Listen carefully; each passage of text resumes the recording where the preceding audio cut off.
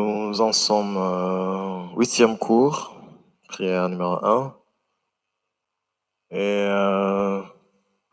nous sommes en train de parler sur les clés, dans les 5 clés pour une prière efficace. Amen. Nous en sommes à la 4e clé qui est bien comprendre ce que la prière représente. On a vu précédemment ce que la prière n'est pas. Donc là, on débraillait, on nettoyait. Alors, une fois qu'on a vu ce que la prière n'est pas, on va voir ce que la prière représente. On a vu que la prière, que quand nous prions, en fait, quand nous prions, il faut que nous comprenions que nous nous associons à Dieu. Nous nous associons à Dieu pour amener sa volonté sur la terre. Car Dieu, il est au ciel, nous sommes ici sur terre et nous travaillons en association. Nous travaillons avec Dieu. Alléluia. Donc, quand tu pries, tu t'associes à Dieu pour amener sa volonté sur la terre. Parce qu'au ciel, tout est parfait. On a cité l'exemple, maladie, pauvreté, toutes ces choses qui n'existaient pas dans le ciel, mais que nous voyons ici sur terre, ou même que nous vivons, et qui ne sont pas en accord avec la volonté de Dieu. Avec la prière, tu t'associes à Dieu pour les battre. Amen. Pour les enlever de ta vie ou dans la vie d'un tel, ton frère, dans la famille, tout ça. Amen. Et ici, on a vu que, comme l'a si bien appelé Isaïe dans 40, 30, 30, 31, que quand celui qui se confie en l'Éternel renouvelle ses forces. Vous savez que quand tu es dans la prière, quand tu es dans la présence de Dieu, c'est un moment où il se passe quelque chose au niveau spirituel. Parce que Dieu, il est esprit. Nous nous connectons, notre esprit se connecte à Dieu et il y a un transfert. Amen. Il y a un transfert, tu reçois de Dieu. Nous recevons des choses de Dieu. C'est pourquoi, quand on entre dans la prière, on ne peut pas sortir étant tel que nous sommes entrés dans la prière. Ça, c'est impossible. Ce n'est pas une vraie prière.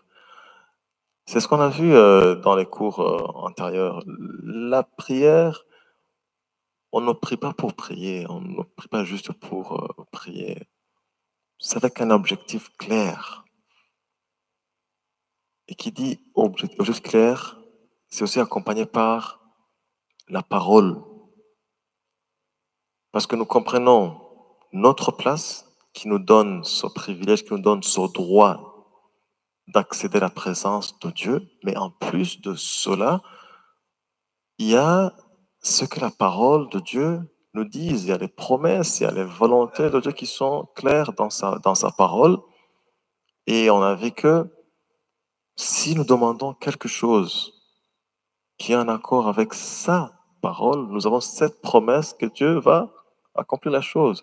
Donc, avant de prier, tu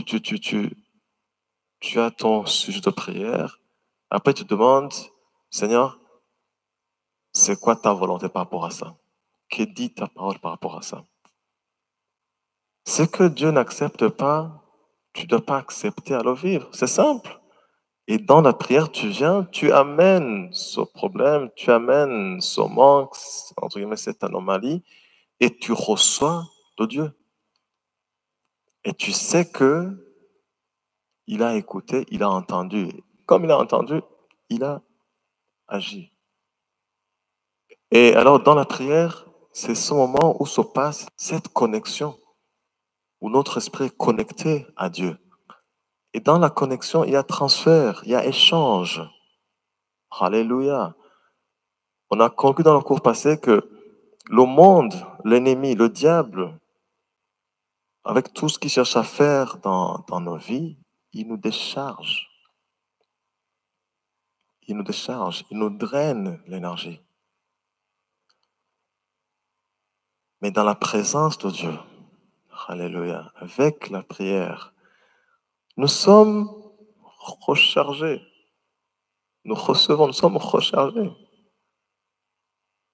C'est pourquoi, en fait, on dit qu'un chrétien qui ne prie pas, vraiment c'est très difficile que ce chrétien soit en bonne santé spirituellement. ce que je veux dire. Parce que tout ce que tu côtoies en dehors de la présence de Dieu sont des choses qui te drainent, qui te déchargent. C'est comme le téléphone qui est utilisé. Sa batterie se décharge. La plupart d'entre vous, quand vous allez dormir la nuit, la chose que vous n'oubliez jamais, c'est de mettre le téléphone sur, sur charge, n'est-ce pas? Pour que le lendemain, quand tu quittes la maison, tu sais que ta batterie est bien pleine pour la journée. Il y en a même qui se promènent avec les chargeurs, pour ceux qui ont un téléphone qui non résiste.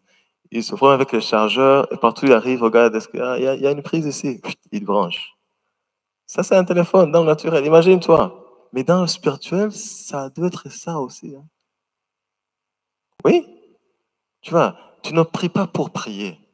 Mais tu sais, Seigneur, je dois me connecter à toi. Je dois recevoir de toi. Je dois recevoir la sagesse dont j'ai besoin. Je dois recevoir la force dont j'ai besoin pour affronter telle chose. Je dois recevoir de toi. Tu vois, il y en a qui disent, quand tu te lèves le matin, il faut prier. Pourquoi tu pries le matin?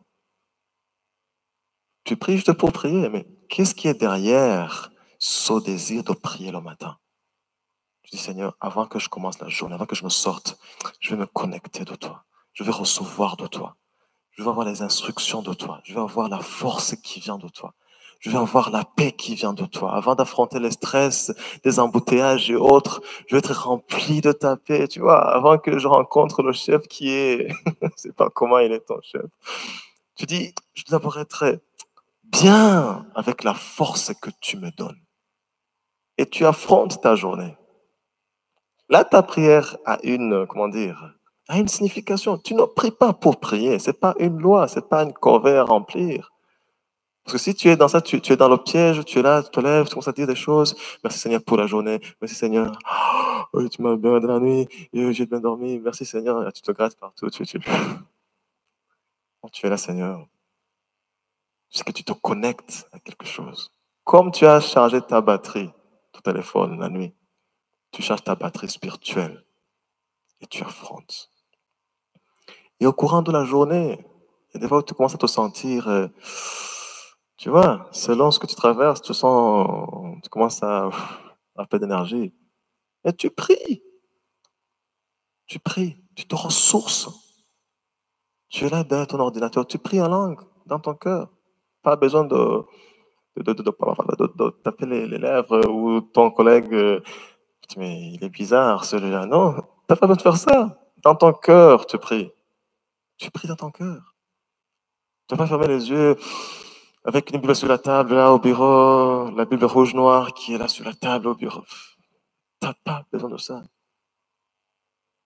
Ton Dieu est esprit. Tu parles avec lui dans ton esprit. Tu te connectes avec lui dans ton esprit. Amen. C'est ça que la prière représente. C'est la connexion avec Dieu. Et dans la connexion, tu reçois. C'est ce que Isaïe a dit. Ceux qui se confient en toi renouvellent leur force. Ceux qui échangent avec toi renouvellent leur force. Ils reçoivent l'énergie spirituelle. Ils reçoivent l'inspiration dont ils ont besoin. Ils reçoivent l'encouragement dont ils ont besoin. Ils reçoivent la motivation dont ils ont besoin. Ils reçoivent l'instruction dont ils ont besoin. Ils reçoivent les stratégies dont ils ont besoin. Ceux qui se confient en toi. C'est la vraie prière. Donc, il faut recharger. Il faut vous recharger. Alléluia. Il faut vous recharger. Parce que, tu vois, les chrétiens du dimanche, c'est ça le problème qu'ils ont. Les chrétiens du dimanche, ils viennent le dimanche, ils se rechargent un peu, tu vois. C'est vraiment un peu, parce que dimanche, on ne passe que 2 heures ici, hein. Si on a traîné ces 3 heures, imagine-toi 3 heures dans toute une semaine. Hmm? Sur une année, c'est quelques 150 heures. Parce que dans l'année, il y a 52 ou 53 dimanches. Multiplié par 2 ou par 3. 115, 150, combien quelques heures par année. Donc, tu vois, c'est comme si tu as ton téléphone qui est à plat, tu le charges pendant 10 minutes. Si tu es pressé, 10 minutes, il y a 10% de charge. Tu vas utiliser 1 heure. Après, c'est à plat. Et il y a des chrétiens qui sont comme ça. Ils se rechargent le dimanche, un peu de louange, c'est bon. Ils se sentent bien, la parole, ça va. Mais c'est trop peu à comparer avec le vide qui est dans leur cœur. Et après, dimanche soir même, ils sont déjà à plat, sans parler lundi, mardi, mercredi. Donc c'est pourquoi il faut se recharger. C'est pourquoi on a besoin des temps d'eau, même les temps d'onction. C'est à ça que ça sert. C'est pas un programme pour faire un programme. Non. On sait qu'au bout de quelques jours, on a besoin de se recharger. C'est pourquoi il y a le temps d'onction. Tu viens, tu puises dans la présence de Dieu. Tu es rempli à déborder. Et tu pars avec la provision qui va t'aider les quelques jours qui restent de la semaine. C'est pourquoi, en passant, moi je vous exhorte, les gens qui ratent les mercredis, vous ne savez pas ce que vous ratez. Hein. Ça, franchement, je vous dis, vous ne savez pas ce que vous ratez. Vous ne savez pas ce que vous ratez. C'est 2 heures de temps, mais qui peuvent te propulser pour toute la semaine. Les chrétiens ont même des difficultés à prier. Pourquoi? Parce qu'ils ne sont pas remplis dans leur esprit. Et la prière, c'est la connexion dans le spirituel. C'est pas dans la tête ou dans le... Non, c'est dans le spirituel. Alors, si tu n'es pas rempli spirituellement, il est difficile pour toi de prier. Et si tu ne pries pas, je dis prier efficacement, pas parler, parler, parler. Si tu ne pries pas, tu ne vivras pas au bénéfice de ce que Ésaïe dit ici. Ils renouvellent leur force. Plein de chrétiens sont abattus. Ils remplissent les églises, mais sont abattus. Ils prient mal parce qu'ils ne sont pas inspirés, parce que leur esprit n'est pas disposé, n'est pas ouvert. Et ils prient dans la chair, ils prient dans les émotions, ils prient, ils prient, ils prient, ils prient, ils prient. Résultat, zéro. Ils sont découragés, ils sont frustrés. Après, quand ça dire, tu sais, prier, il faut y aller doucement. C'est pour certains peut-être. Après, ils rencontrent le prophète Pili qui dit des choses. Ah, oui. Pourquoi? Parce qu'il est à plat. Alléluia. Connexion avec Dieu. Vraiment, je vous exhorte, c'est une parenthèse, mais ne passez jamais un mois sans avoir un temps d'onction dans ta vie. C'est un drame spirituel pour toi. Tu es occupé, oui, mais dis au moins, ce mercredi, je bloque tout, je viens me ressourcer, je viens puiser dans la présence de Dieu. C'est une opportunité qui est là pour toi. Tu peux rater une semaine, mais ne rate pas la deuxième semaine. Tu peux rater 2 semaines, ne rate pas la troisième semaine. Encore moins, ne rate pas 4 semaines, 2 mois, 3 mois. Sans que tu aies ces moments dans ta vie, comment te ressources spirituellement? Tu le fais comment? Amen. C'était une parenthèse. Mais pour vous dire, il faut se recharger. Il faut se recharger. C'est ce que la prière représente pour nous.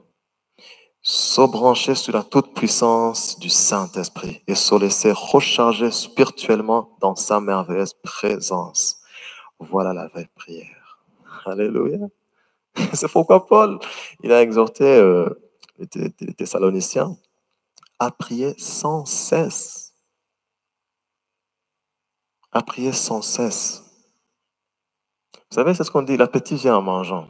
Plus tu pries, tu aimes prier. Plus tu pries, tu aimes prier. Plus tu pries, tu aimes prier.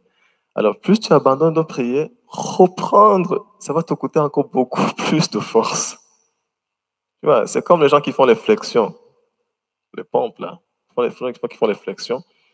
Si tu es un habitué, tu fais facilement, tu fais 10, 30, 50 chaque matin. Et tu abandonnes 6 mois. Tu vois, vraiment, et prier, c'est pareil.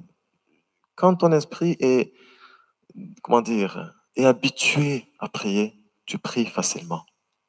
Mais quand tu dois coucher tout là, pousser encore, ça devient difficile. Donc, Paul exhorte les Thessaloniciens à prier sans cesse. Et nous aussi, il faut que nous prions sans cesse. Mais pas prier pour prier, mais prier en sachant ce que nous sommes en train de faire. Alléluia. C'est s'associer avec Dieu pour amener sa volonté dans notre vie. pour amener sa volonté sur la terre. Alléluia. Paul nous enseigne une prière que nous dirons plus tard. Hein. Donc, et cette prière illustre parfaitement le principe qui consiste à se recharger dans la présence de Dieu. C'est la prière qui est dans Éphésiens 3:16. Hein.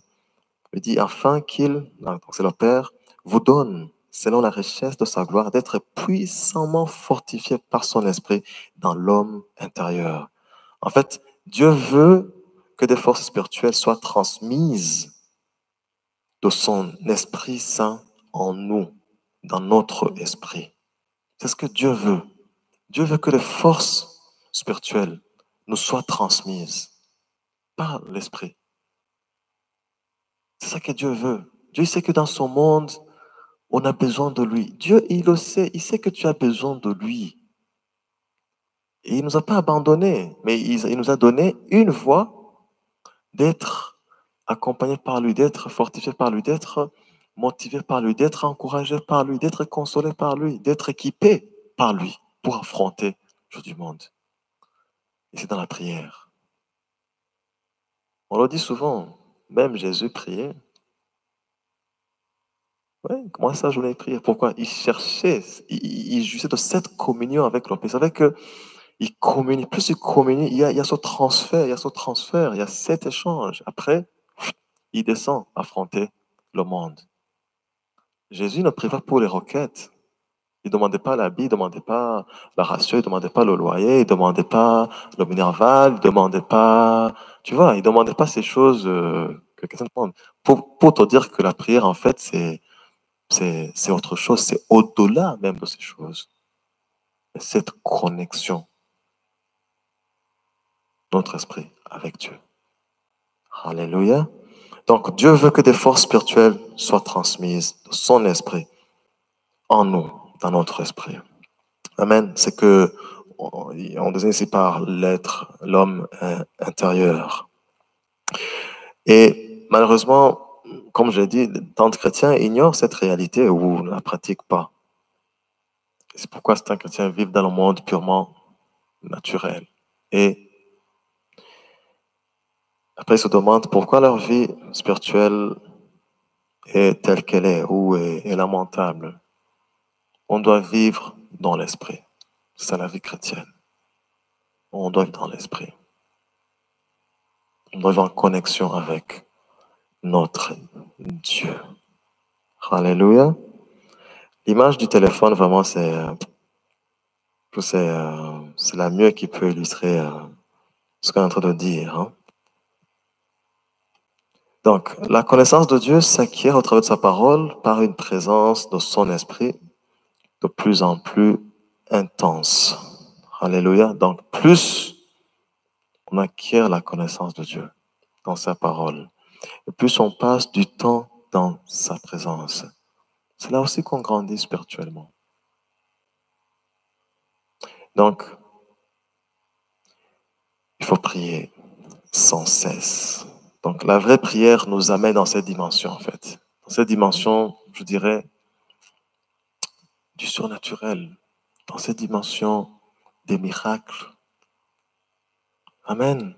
C'est ça qu'on doit aspirer. C'est cette attente qu'on doit avoir quand nous cherchons la face de Dieu, quand nous sommes dans la prière.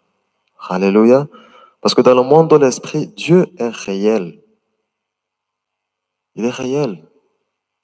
Il est même plus réel que le monde naturel. Amen.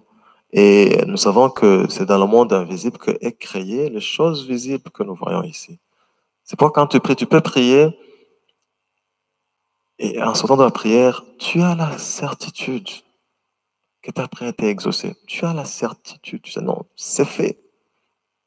Tu peux le dire à quelqu'un, il te dit, mais attends, mais de quoi tu parles? Mais je vois que rien n'a changé. Non, non, non, je sais que c'est fait. Parce que tu as cette assurance. Parce que dans la prière, c'est dans la dimension du spirituel. Tu es dans l'esprit. Et tu peux, comment dire, saisir les choses. Tu sens, tu as la certitude que tu as saisi la chose. C'est dans l'esprit, c'est dans l'invisible. Et après, ça vient dans le monde réel. C'est manifesté. Alléluia. Donc, pour conclure cette partie, je dirais aussi que la prière, c'est vrai, ici j'ai dit déjà beaucoup plus spirituel, entre guillemets, si je peux dire ça ainsi. Mais la prière nous permet aussi de présenter, de présenter devant le trône les besoins humains. Amen. Je suis là avec les besoins humains, mais là avec la promesse que ces besoins sont pourvus en Christ. Alléluia. En fait, tu es là avec les besoins, mais tu as la promesse que tous ces besoins humains sont pourvus en Christ. Tu as cette promesse. Donc, déjà, tu viens de la présence avec cette promesse, avec cette certitude que tous tes besoins sont pourvus en Christ. Alors, savoir cela va beaucoup influer sur ton attitude, même sur ta manière de prier, de parler. Alléluia. Donc, nous avons un héritage en Christ. Et prier, en d'autres mots, prier alors, c'est prendre ce qui nous appartient légalement en Christ. Amen. Oui, on a des besoins humains. Ce sont des besoins qui ont déjà été pourvus en Christ. Alors, prier dans ce sens, prier en fait ne sera que, alléluia, donc dans ce cas, prier, c'est prendre ce qui nous appartient légalement en Christ. Donc, vous comprenez bien que quand tu pries, il n'y a pas à crier, à se, comment dire, à se plier, déplier, déchirer. Non. Vraiment, des fois, c'est l'ignorance qui nous fait prier des choses qui ne sont pas bibliques. Alors, c'est pourquoi on a besoin de la connaissance. Donc, tu as des besoins dans le naturel, oui, mais ces besoins étaient pourvus en Christ. Alors, prier, c'est prendre possession de ce qui t'appartient en Christ. En d'autres termes, en fait, c'est assumer la responsabilité des droits qui nous ont été donnés à notre nouvelle naissance. Amen. Donc, pour cela, nous devons comprendre, comme il y a un docteur qu'on a évoqué même dans les Écritures, dans les cours passés, et, lui, donc c'est un docteur qui a écrit pas mal de livres en anglais. Et là, il parle sur notre rédemption, donc il parle sur notre rachat. Et donc, il parle sur ça donc, pour définir notre relation avec Dieu. Et là, il parle de deux aspects. Il parle de deux aspects sur notre rachat. Et le premier aspect, il parle d'abord de l'aspect légal de notre rachat, donc de notre rédemption. Et il parle aussi de l'aspect vital. Et là, sur ce qui concerne l'aspect légal, ce qu'il faut comprendre, l'aspect légal, c'est ce que Christ a fait pour nous par son sacrifice. Donc, notre rachat, notre rédemption revêt deux aspects qu'il faut souligner et qui vont beaucoup nous les comprendre, ça nous guide dans la prière. Parce que quand on parle de l'aspect légal, qui est un de ces deux aspects, l'aspect légal nous parle ce que Christ a fait pour nous par son sacrifice et ce que nous sommes en lui. Amen. Et là, quand on parle de ce que Christ a fait pour nous par son sacrifice, il y a, bien sûr, il y a le salut. On sait que de son sacrifice, nous sommes nés de nouveau. Il y a le salut, il y a la guérison. On a dit que par ses maîtressures, nous avons été guéris. Ça, c'est ce qu'il a fait pour nous par son sacrifice. Il y a la communion avec le Père. Ça aussi, nous l'avons avec le sacrifice de Jésus. Donc ça, c'est l'aspect vraiment légal dans ce que nous sommes en lui, notre position et notre héritage transmis directement à notre nouvelle naissance. Alors, quand on parle par rapport aux besoins naturels qui ont été pourvus en Christ, c'est notre héritage. On a un héritage en Christ. Alléluia. On a un héritage en Christ et cet héritage nous a été transmis directement à notre nouvelle naissance. C'est comme si le jour où tu es né de nouveau, il y a un compte, entre guillemets.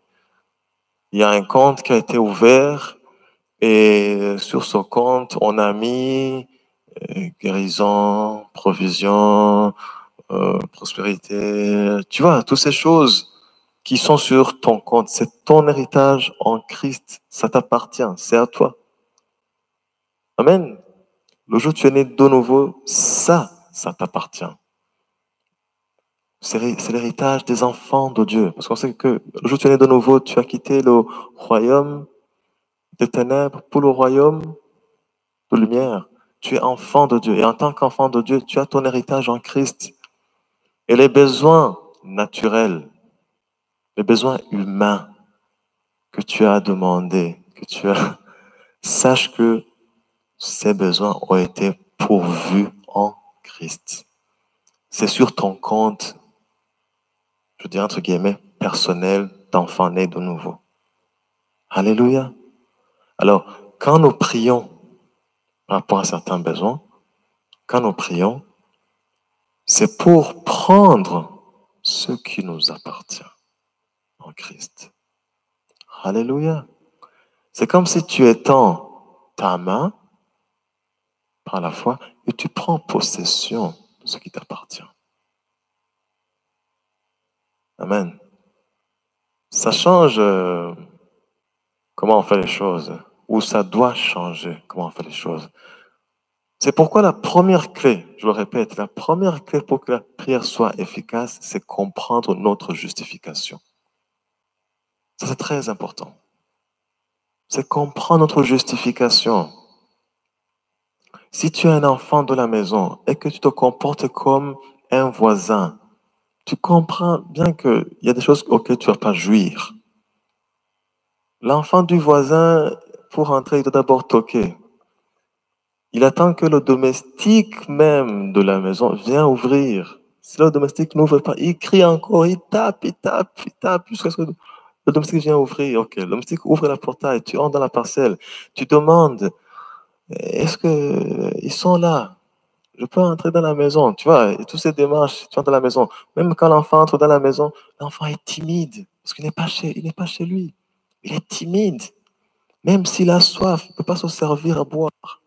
Il doit attendre timidement, attendre qu'on lui propose à boire. Ça, c'est l'enfant du voisin. C'est l'enfant du voisin. Mais l'enfant de la maison,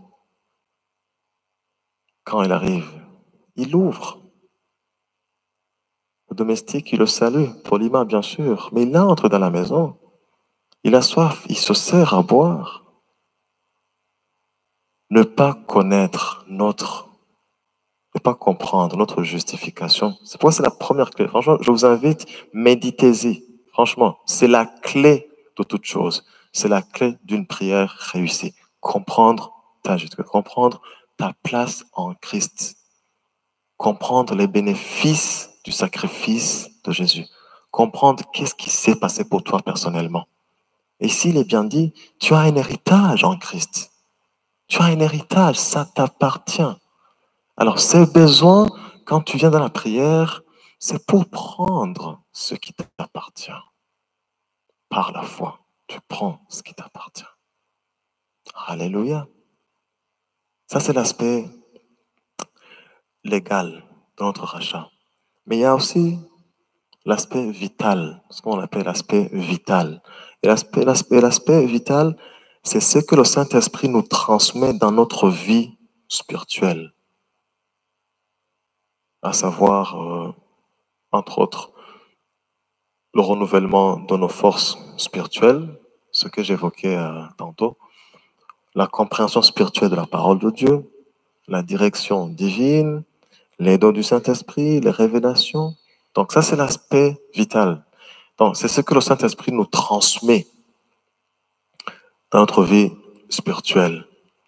Et tous ces deux aspects, je dirais, comment dire, nous les rencontrons ou nous vivons ces choses dans la prière.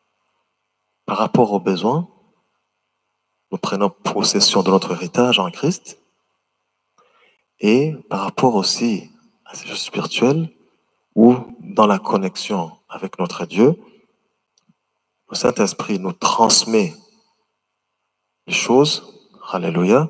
Il nous transmet la force spirituelle, il nous transmet la compréhension spirituelle de la parole, il nous donne la direction divine, il nous transmet les dons du Saint-Esprit, etc.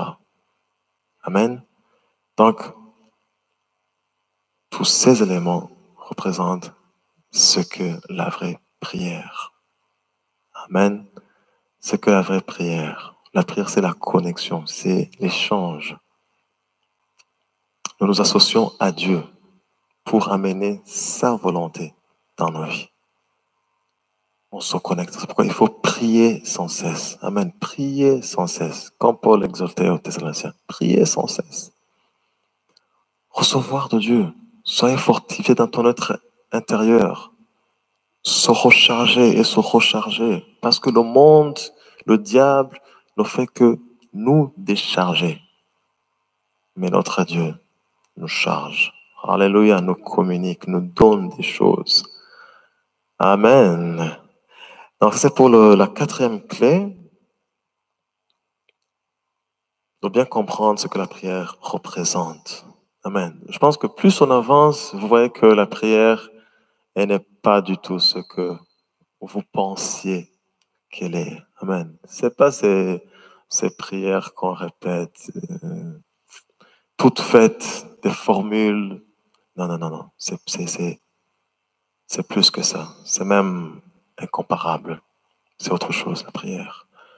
Mais ces clés, vraiment, il faut les exploiter. Il faut comprendre d'abord notre justification. Ça, c'est la base de tout. Qui nous sommes en Christ. Qui nous sommes en Christ. Parce que c'est ça qui nous ouvre même la porte à la présence de Dieu. Si tu ne sais pas qui tu es, tu te comporteras toujours différemment. Tu te comporteras même mal. Parce que si tu ne sais pas qui tu es, tu ne sauras pas tes droits, tu ne sauras pas tes devoirs, tu ne sauras pas tes privilèges, tu ne sauras pas, comment dire, tes droits, et tu comprends bien que celui qui veut te faire du mal, il te cache ou il te voile, il t'empêche de savoir qui tu es. Et c'est encore plus, comment dire, plus important avec notre relation avec le Seigneur, savoir qui nous sommes dans le Seigneur. Cinquième et dernière clé, parce qu'on a vu qu'on voit cinq clés pour une prière efficace. Parce qu'on a vu qu'on doit prier, mais on doit prier efficacement. Et pour prier efficacement, nous devons savoir les cinq clés. Alors, la cinquième clé nous dit que la prière n'est pas une manipulation. Amen. La prière n'est pas une manipulation. Parce que il y a certains chrétiens qui font les choses à leur manière, donc qui font les choses de la mauvaise manière. Et c'est vraiment une pratique même, je dirais, typique de la part de beaucoup de chrétiens. C'est la manipulation par la prière. La prière n'est pas une manipulation. Par exemple, des fois, on peut prier avec insistance même, en étant convaincu que l'objet de cette prière est dans la parfaite volonté de Dieu. Par exemple, quelqu'un peut dire, j'ai prié et Dieu m'a engagé à quitter mon travail ou à prier toute la journée et le servir à plein temps. Et bien sûr, là, le Seigneur ne leur a pas parlé, quoi. Donc, et souvent, les gens qui pensent comme ça, ils se cachent derrière la prière pour satisfaire leurs désirs, comment dire, charnels. Mais là, pour donner plus de poids, on va te dire, c'est Dieu qui a dit, tu vois. Et alors, par exemple, il y a des gens Il y a des gens qui veulent pas travailler. C'est un exemple. Vous savez, il y a des gens qui veulent pas travailler. Hein. Ces gens existent. Ils veulent pas travailler. Après, il te dit, tu sais, le Seigneur m'a dit, il faut que j'abandonne tout. Il faut que je me mette dans la prière. Il faut que je quitte mon travail, je vais démissionner, il faut que je me mette dans la prière, je vais prier. C'est ce que le Seigneur m'a dit. Alors, plus il ajoute, le Seigneur a dit, quelque part, c'est une manipulation. Donc, la prière n'est pas une manipulation. Ou, il ne faut pas faire la manipulation par la prière. Et ces gens, ils savent que, comment dire, dans le monde chrétien, ça passe facilement. Ah, le Seigneur a dit. Ah, donc le Seigneur a dit, ah oui, les voies de Dieu sont insondables, on ne sait pas, peut-être que, tu vois. Alors que c'est pas le Seigneur qui a dit. Donc, là, ce qu'il faut comprendre, c'est que le Seigneur, il n'agira jamais au-delà de sa parole ou de sa volonté spécifique pour, pour vous. Donc, si on prie ou si on fait des choses qui sont contre la volonté de Dieu, il ne faut pas s'attendre à ce que Dieu fasse quoi que ce soit. Bien qu'on l'habille avec le Seigneur a dit ou choses comme ça, le Seigneur n'agira pas parce qu'on ne peut pas manipuler Dieu. Oui, on peut manipuler les hommes, mais on ne peut pas manipuler Dieu. Ou on ne peut pas, comment dire, impliquer Dieu dans les choses dans lesquelles il n'est pas dedans. Il n'agira pas. C'est pas quand on a évoqué son nom, qu'on a parlé de Dieu, qu'il va agir. Non. Dieu n'agit jamais en dehors ou au-delà de sa parole, de sa volonté spécifique. Et ça, c'est vraiment un travail qu'il faut éviter parce que les gens qui s'ouvrent à ce genre de choses, après, ils s'attirent même des tourments dans leur vie. Quoi. Donc, les gens qui se disent des choses, le Seigneur m'a dit, là, que le Seigneur n'a pas dit du tout, s'attirent même des ennuis dans leur vie spirituelle. Je pense que vous connaissez même certains qui sont dans des vies, comment dire, lamentables parce que ils se sont mis dans leur tête des choses qui venaient de leur, des fois de leur émotion ou autre, ou de la pure manipulation, ou qui ont été manipulés malheureusement. Et après, leur vie spirituelle, c'est un désastre. Donc, c'est la référence, comme on l'a vu, c'est la parole de Dieu. Fais ce qui est comme la parole de Dieu. On ne cherche pas à construire, à faire des choses. Non. À la lumière de la parole de Dieu, fais ce que la parole de Dieu dit. Amen. C'est une instruction claire de la part de Dieu. Tu le sauras dans ton esprit. Amen. Mais qu'on ne cherche pas à manipuler Dieu ou à manipuler les choses sous couvert de la prière. Amen. Parce que si tu fais les choses sur la parole, en suivant les directives du Saint-Esprit, dans le domaine de la prière, tu verras l'action divine de la main de Dieu. Le contraire, tu ne verras pas. Amen. Ou autre chose qu'on peut dire sur cet aspect, donc il y a aussi une forme de manipulation. Tu vois, quelqu'un peut dire, il prie, il peut dire, Seigneur, tu connais les difficultés par lesquelles je passe, tu vois, j'ai besoin d'une telle somme d'argent. Bien sûr, l'argent. Des fois, c'est l'argent qui a des choses qui poussent les gens à manipuler les choses, malheureusement.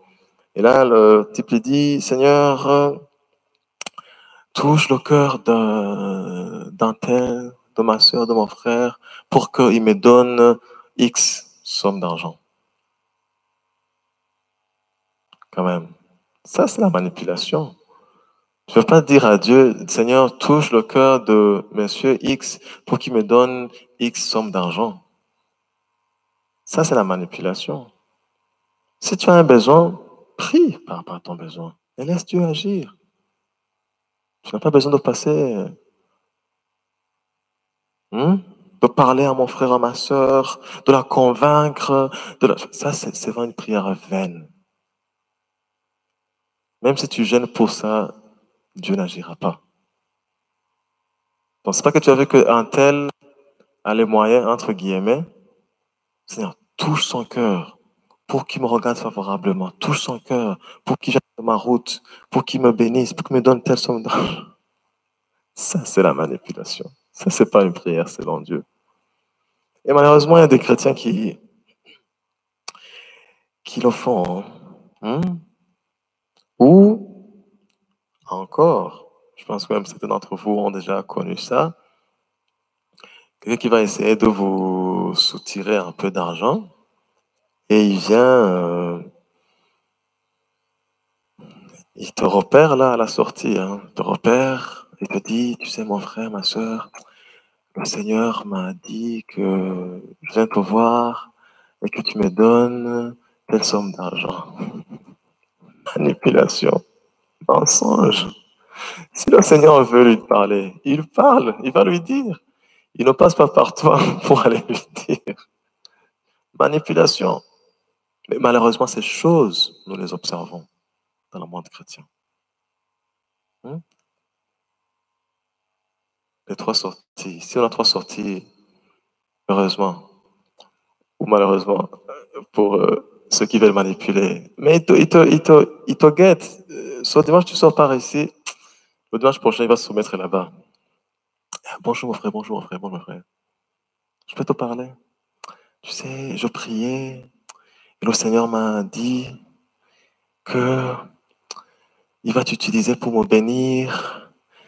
Et tu vois, avec une façon bien polie, une façon bien hypocrite, pour que tu me donnes telle somme, mon frère. Si Dieu veut bénir quelqu'un, il parle à la personne va bénir. Donc tu vois, donc ce sont des choses qui sont là. Il y a des gens qui utilisent la prière pour manipuler les gens. Ça, c'est pas de Dieu. Ça, c'est diabolique. Parler d'autres qui disent, c'est m'a montré ça, il m'a dit, donne-moi la télé, il m'a dit. Il y a des chrétiens qui ont été abusés par ce genre de choses. Les faux serviteurs de Dieu qui s'introduisent même dans les maisons des chrétiens, qui donnent des fausses prophéties, ils disent, le Seigneur m'a dit, il faut obéir à la voix de l'Éternel. Si tu n'acceptes pas, tu vois, des choses comme ça. La prière n'est pas une manipulation. Elle n'est pas une manipulation, la prière. Amen. Et tu peux même prier et le Seigneur te donne l'assurance que quelqu'un va te bénir. Ça peut arriver. Tu dis, quelqu'un va te bénir. Tu n'as pas besoin de savoir le nom, la personne. Non, fais confiance à Dieu. Dieu utilisera la personne qu'il veut. Il mettra la personne sur ton chemin et la personne va te bénir. C'est tout. Peu importe d'où ça vient. L'important, c'est que tu aies ta réponse. Mais ne force rien. Ne fais rien sous couvert de fausses déclarations. Amen. Donc, il y a ces gens qui repèrent des gens qui, voilà, ça, je pense que vous le savez. Et une autre forme de manipulation, qui sont encore chez certains chrétiens, il y a ceux qui essaient de donner à Dieu même, qui essaient de donner à Dieu, d'ordonner à Dieu ce qu'il doit faire. Dit, Seigneur, fais ceci ou fais cela dans le nom de Jésus. Mais qui sommes-nous pour ordonner Dieu? Seigneur, fais ça, fais ça, fais ça, fais ça. Qui es-tu pour ordonner Dieu? Ça se remarque souvent dans les délivrances ou dans les ministères de combat spirituels. Dieu n'opère pas comme ça. On n'ordonne pas à Dieu de faire ça, de faire ci, de faire ça. Non. Nous connaissons sa volonté. Nous connaissons ce que Dieu veut faire par sa parole.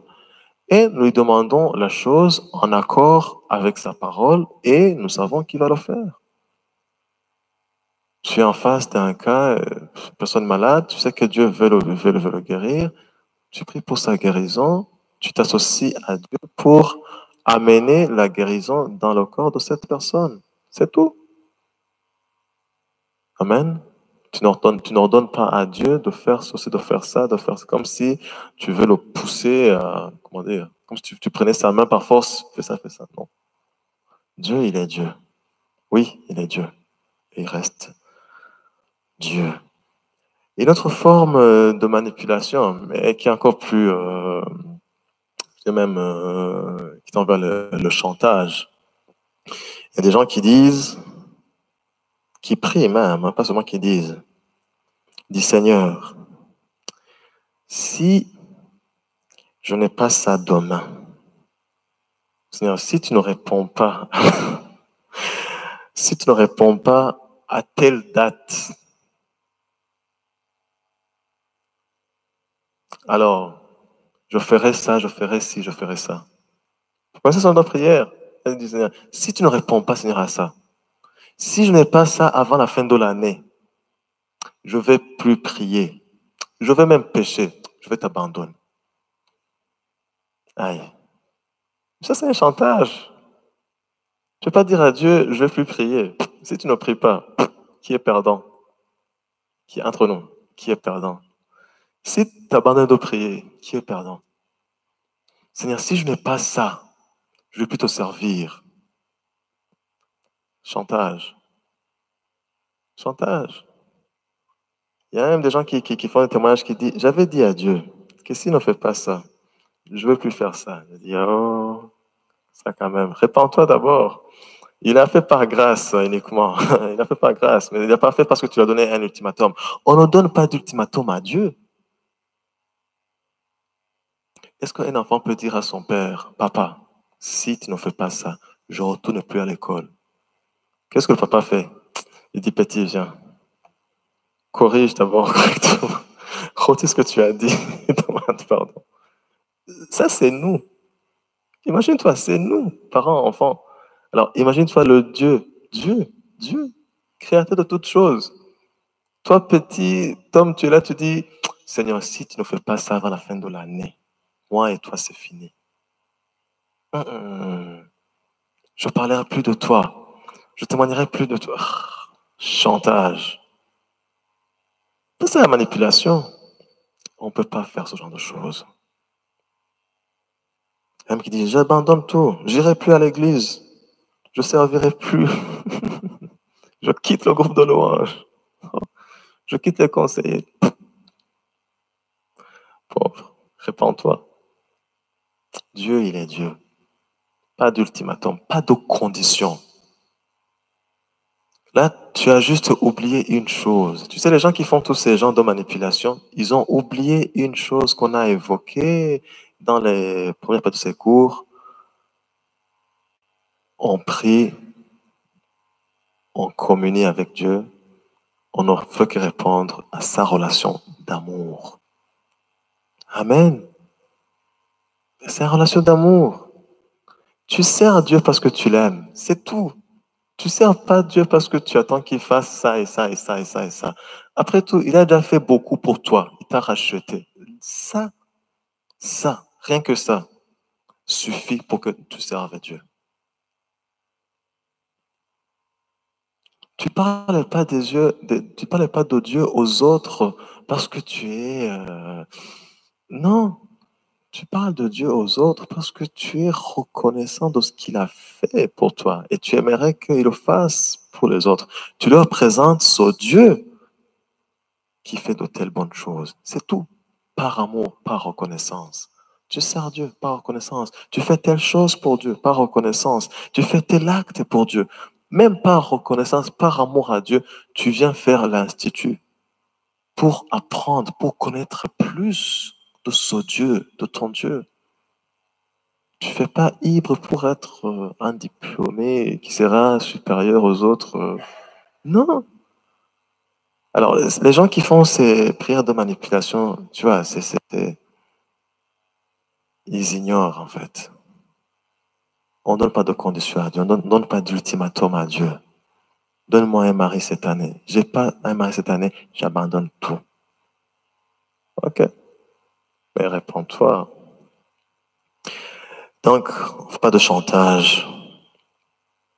Donc, beaucoup de prières inutiles.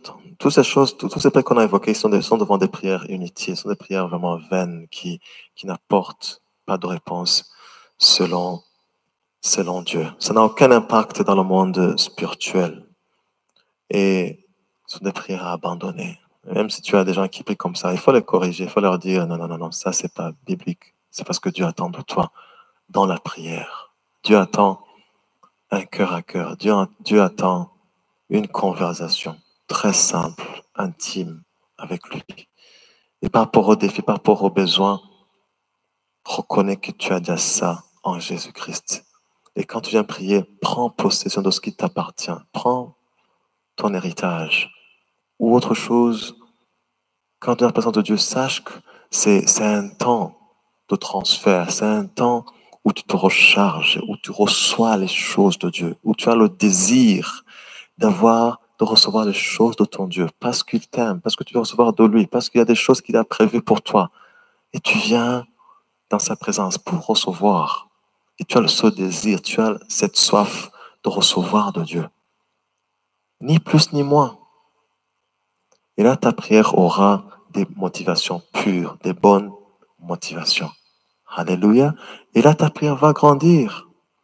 Et tu vas te mettre à prier sans cesse. Plus tu pries, tu pries. Plus tu pries, tu pries. Plus tu pries, tu as encore envie de prier. C'est comme ça. Tu as prié le matin, tu as de prier au coin de la journée. Mais tu rates une journée de prière, recommencer, ça te prend encore. Mais le Seigneur aimerait nous recharger parce qu'il sait que le monde nous décharge. Ça, il le sait. Il sait que le monde nous décharge. C'est pourquoi il nous veut constamment dans sa présence pour nous recharger. Tu sais, Dieu nous attend dans sa présence parce que il veut toujours nous donner des choses. Tu vois, la prière, c'est une opportunité pour Dieu de nous transmettre des choses.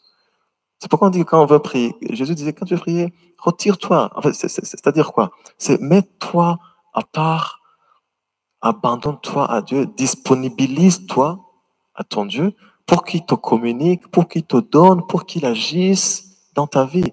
Associe-toi avec lui pour amener sa volonté dans ta vie. Ça, c'est pour entendre.